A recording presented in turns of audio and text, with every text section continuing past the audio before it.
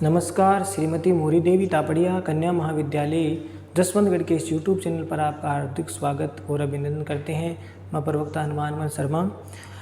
प्यारे विद्यार्थियों, बीए तृतीय वर्ष के पाठ्यक्रम में बीए थर्ड ईयर है, उसके पाठ्यक्रम में हम आधुनिक जो काव्य हैं, किताब आपकी पुस्तक पहले प्रथम प्रश्न पत्र है आधुनिक काव्य, उसमें हम साकेत महाकाव्य मैथिली शरण गुप्त के द्वारा रचित साकेत महाकाव्य के नवम सर्ग को पढ़ रहे हैं।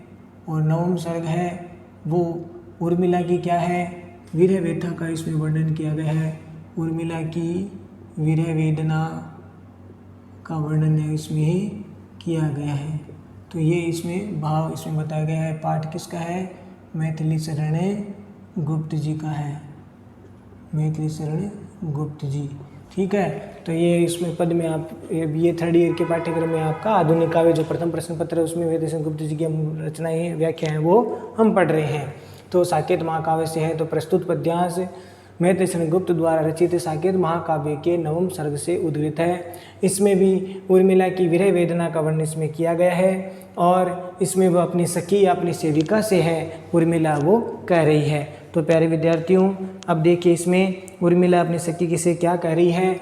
अरे व्यर्थ है व्यंजनों की बड़ाई, अरे व्यर्थ है व्यंजनों की बड़ाई, हटा थाल तू क्यों इसे आप लाई, हटा थाल क्यों इसे आप लाई, वही पाक है जो बिना भूख भावे, वही पाक है जो बिना भूख भावे, बता किंतु तू ही उसे कौन खावे, बता किंतु तू ही उसे कौन खावे, बनाती रसोई सभी को खिलाती, इसी काम में आज मैं तृप्ति पाती। उर्मिला कह रही है, बनाती रसोई सभी को खिलाती, इसी काम में आज मैं तृप्ति पाती, रहा किंतु मेरे लिए एक रोना, रहा किंतु मेरे लिए एक रोना, खिलाऊं किसे मैं अलोना सलोना, खिलाऊं किसे मैं अलोना सलोना। तो इस पद की हम व्याख्या करते हैं। तो प्यारे विद्यार्थियों, इसमें उर्मिला की विरह वेदना का भाव इसमें व्यक्त किया गया है। साथ ही साथ उसको जो सारे जो सुख भोग है, जीवन के सुख भोग है, अच्छे स्वादिष्ट भोजन पकवान है वो उसको नहीं भाते हैं, अच्छे नहीं लगते हैं अपने प्रियतम लक्ष्मण के बिना, वो सब चीज़ें फीकी और नीरस लगती है। तो ये बात अपनी सेविका से उर्मिला कहती है। किससे कह रही है? अपनी सेविका से या अपनी सखी से कह रही है। कौन? उर्मिला कह रही है। तो उर्मिला कहती है कि हे सेविका, हे सखी, अरी शब्द यहाँ सखी के लिए या सेविका के लिए आया है कि व्यर्थ है व्यंजनों की बढ़ाई। हे सेविका, हे सखी, तू जो तरह तरह के अच्छे अच्छे पकवान बना करके आई है, व्यंजन बना करके लाई है, पकवान बना करके लाई है, उनकी तू व्यर्थ में ही बढ़ाई कर रही है। मेरे सामने उन पकवानों की बढ़ाई मत करो, क्योंकि मुझे तुम्हारे पकवान अच्छे नहीं लगते, क्योंकि मैं विरह से व्याकुल हूँ, मेरे प्रियतम मेरे समीप नहीं हैं। इस कारण से मुझे वो अच्छे अच्छे तुम्हारे द्वारा भले ही तुम अपने पकवानों की बढ़ाई करती है कि मैं आज आपके लिए अच्छे से अच्छा पकवान बना करके, अच्छे स्वादिष्ट भोजन बना करके मैं आपके लिए लाई हूँ हे रानी, लेकिन मेरे लिए ये सब स्वादिष्ट जो भोजन है, पकवान है, वो अच्छे मुझे नहीं लगते हैं, इसीलिए तुम्हारे व्यंजनों की बढ़ाई व्यर्थ है। हटा थाल तू क्यों इसे आप लाई, स्वयं लाई। सखी के लिए आया, सहेली के लिए, वो सखी के लिए या सेविका के लिए आई है कि हे सखी, हे सेविका, तू इस पकवान के भरे थाल को तू मेरे सामने से हटा ले, क्योंकि तू क्यों इसे आप लाई, तुम स्वयं अपने आप बिना मुझे पूछे, बिना आदेश के तू इसे मेरे सामने क्यों लेकर के आई है। तो उर्मिला को विरह वेदना के कारण वो अच्छे पकवान, अच्छे वो जो स्वादिष्ट पकवान है, वो सुख भोग की चीज़ें उसको अच्छी नहीं लग रही है। तो वह कहती है कि हटा थाल तू किसे आप लाई, तो मेरे सामने से इन पकवानों के थाल, इन व्यंजनों के थाल हटा ले। क्यों? क्योंकि तू मेरे बिना कहे, बिना आदेश के तू ये क्यों लेकर के अपने आप लेकर के आई। तो ये बात इसमें बताई गई है प्यारे विद्यार्थियों। और मेरी आज्ञा के बिना ये बिना पूछे क्यों लेकर के आई। वही पाक है, पाक मैंने भोजन, ठीक है, पाक शास्त्र बोलते हैं ना, भोजन बनाने की कला जो ज्ञाता होता है पाक शास्त्री। तो भोजन वही भोजन है जो बिना भूख भावे, भावे मैंने अच्छा लगे, यानी भोजन तो वही अच्छा होता है जो बिना भूख के भी भा जावे, शरीर को तृप्ति कर दे, ऐसा भोजन है उसको हम भोजन कहेंगे जो बिना भूखे ही भा जाए। बता किंतु तू ही है सखी, तू शब्द किसके लिए आया है? उस सेविका के लिए आया है। हे सखी, हे सेविका, अब तू ही बता उसे कौन खावे जिसकी भूख की इच्छा ही नहीं है, वो उस भोजन को कैसे खा पाएगा? ठीक है ना। तो ये सेविका से प्रश्न कर रही है, उसको कह रही है उल्लाना के रूप में कि हे सेविका तू ही बता अब उसे कौन खाएगा, क्योंकि जिसको भोजन वही अच्छा लगता है, जिसको भूख लगे वही भोजन अच्छा लगता है, लेकिन जिसे भूख लगे ही नहीं उससे फिर उस भोजन को, स्वादिष्ट भोजन को भला कौन खावे? तो ये तुम भोजन की जो बड़ाई करिए वो सब व्यर्थ ही है। इस प्रकार से यहाँ पर उर्मिला है वो भोजन की, उसे भोजन है वो जरा भी नहीं भा रहा है, फिर उस भोजन को कौन कर सकता है, ये बात कही है। बनाती रसोई सभी को खिलाती हैं। उर्मिला कह रही है कि, उर्मिला कहती है कि ये सखी, ये सेविका, मैं भी जो है रसोई का कार्य करती हूँ, रसोई का कार्य मैंने भी किया है। जब मैं रसोई बनाती थी, भोजन बनाती, सभी सदस्यों के लिए सभी को खिलाती, भोजन बना करके सभी को मैं खिलाती थी, और इसी काम में आज मैं तृप्ति पाती और उसी काम से मुझे संतुष्टि भी मिलती थी। मैं भोजन बना करके सबको खिलाती और सब मेरे भोजन की प्रशंसा करते, तो इस बात से मुझे बहुत ही संतुष्टि मिलती। जब मेरे द्वारा बनाया गया भोजन वो जब घर के सदस्य करते, मेरे प्रियतम करते, तो मुझे बहुत संतुष्टि मिलती, तृप्ति मिलती। तो ये भाव इसमें उर्मिला व्यक्त करना चाह रही है। रहा किंतु मेरे लिए एक रोना, अब तो हे सेविका मेरे लिए केवल एक रोना शेष रह गया है। खिलाऊं किसे मैं अलोना सलोना, या मैं शब्द किसके लिए है? उर्मिला के लिए। उर्मिला कह रही है बताओ सखी कि मैं अलोना, अलोना का मतलब नमक से रहित, लोना का अर्थ होता नमक, मैंने नहीं, तो नमक से रहित हो गया मतलब नीरस, बेस्वाद, ठीक है, बेस्वाद भोजन। अरे सलोना का मतलब सह मैंने सही, तो लोना मैंने नमक, नमक सही तो मैंने स्वादिष्ट, ठीक है, स्वादिष्ट हो गया। और सरस इसको कह सकते हैं, सरस स्वादिष्ट भोजन है। अब मैं किसे बिना पका हुआ नीरस बेस्वादा या फिर अच्छा स्वादिष्ट भोजन है वो किसे खिलाऊं, क्योंकि मेरे प्रियतम मेरे पास ही है ही नहीं। तो मैं किसे इस स्वादिष्ट और बिना स्वादिष्ट या बेस्वादा जो भोजन है, बेस्वाद भोजन है वो किसके खिलाऊं?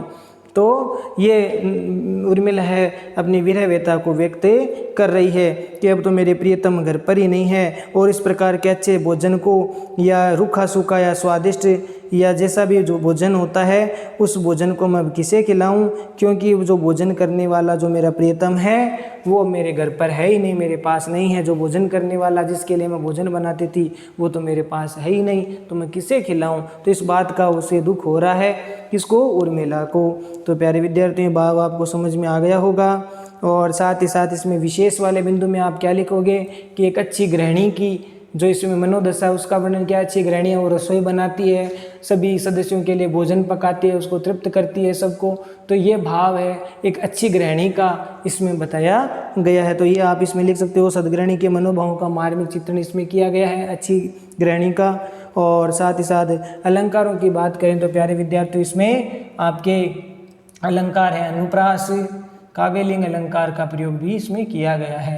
तो इस प्रकार से ये अलंकार है का प्रयोग किया गया है। भाषा तत्सम शब्दावली से युक्त रचना है, छंद की यति गति उचित है, ये आप विशेष वाले बिंदु में लिख देंगे। खड़ी बोली हिंदी का प्रयोग किया गया है, छंद की यति गति उचित है, और साथ ही साथ तत्सम शब्दावली से युक्त रचना है। और अलंकारों की बात करें तो अनुप्रास अलंकार, काव्यलिंग अलंकार का प्रयोग किया गया है। सदगृहिणी जो नारी है उसकी मार्मिक मनोभावों का चित्रण इसमें किया गया है। तो ये आप इसमें लिख लेंगे। अगला पद देखिए, वन की भेंट मिली है एक नई वह जड़ी मुझे जी से, खाने पर सखी जिसके गुड़ गोबर सा लगे स्वयं ही जी से। रस है बहुत परंतु सखी विष है विषम प्रयोग, रस है बहुत परंतु सखी विष है विषम प्रयोग, बिना प्रयोक्ता के हुए यहाँ भोग भी रोग, बिना प्रयोक्ता के हुए यहाँ भोग भी रोग। तो यहाँ पर भी उर्मिला है अपनी सेविका को कह रही है कि जब वनवास के समय जब हम गए थे, या सीता है उनकी बड़ी बहन सीता जब गई श्री राम के साथ में 14 वर्ष के वनवास में, तो उस प्रकार से उनको ऐसा लगा कि बड़ी जीजी सीता के रूप में मुझे एक जड़ी मिल गई। वन की भेंट मिली, यानी वन में जब भेंट हुई, मिले सीता से जब मिले तो वन की भेंट मिली है एक नई, वह जड़ी मुझे, वह शब्द उर्मिला के लिए आया है। तो उर्मिला को एक बड़ी जीजी, यानी मुझे बड़ी जीजी, जीजी का अर्थ यहाँ पर सीता से है कि जीजी के रूप में, सीता के रूप में मुझे एक जड़ी मिल गई। अब जड़ी कैसे मिली है देखो, कि खाने पर सकी, उस जड़ी के खाने पर, यानी सीता रूपी जो जड़ी है उसको खाने का मतलब यह है कि उनके आचरण, उनके व्यवहार को, उनके पतिव्रत धर्म को देख करके जिसके गुड़ गोबर सा लगे स्वयं ही, यानी उस जड़ी का सेवन करने से या सीता के आदर्श चरित्र को देख करके मुझे गुड़ गोबर सा ना मुहावरा है, गुड़ गोबर होना तो मुहावरा हो गया।